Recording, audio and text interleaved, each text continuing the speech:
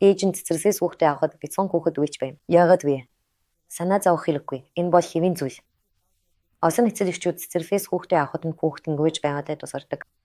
Энэ нь таагүй санагдаж босгоч танд буруутай мэдрэмж, бүр өөр хүрэгч мэдрэмж төрүүлж магадгүй.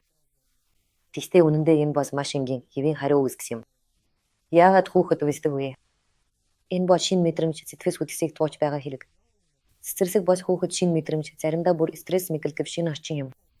Та цэцэрлэгээс авахд хүүхэд тань уйлж байвал энэ нь танд баясаагүй биш харин тайширсандаа юм. Тэс таныг хараад өөрийгөө аюулгүй газар таны дэргэд байгаагаа мэдэрч сэтгэл хөдлөлөө эсэрхийлэх боломжтой болдог.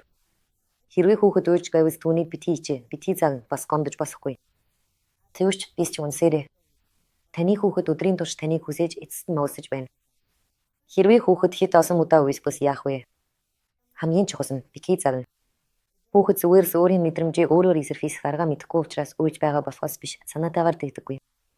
Хүүхдтэйгээ ярилцаж юу түнд санаа зовоож байгааг, яагаад таныг хараад уйлж байгааг нь мэдэж аваарай. Багш нартай нь ярилцаж цэцэрлэгт хүүхдийн өдөр хэрхэн өнгөрдөг, юу нь таалагддаг, юу нь таалагддаггүй асуугаарай. Санаж яваарай. Таны хайр дэмжлэг бол хүүхдэд хамгийн чухал зүйлс бөгөөд цаг хугацаа өнгөрөхөд бүх зүйл аяндаа тайван хэвийн болно.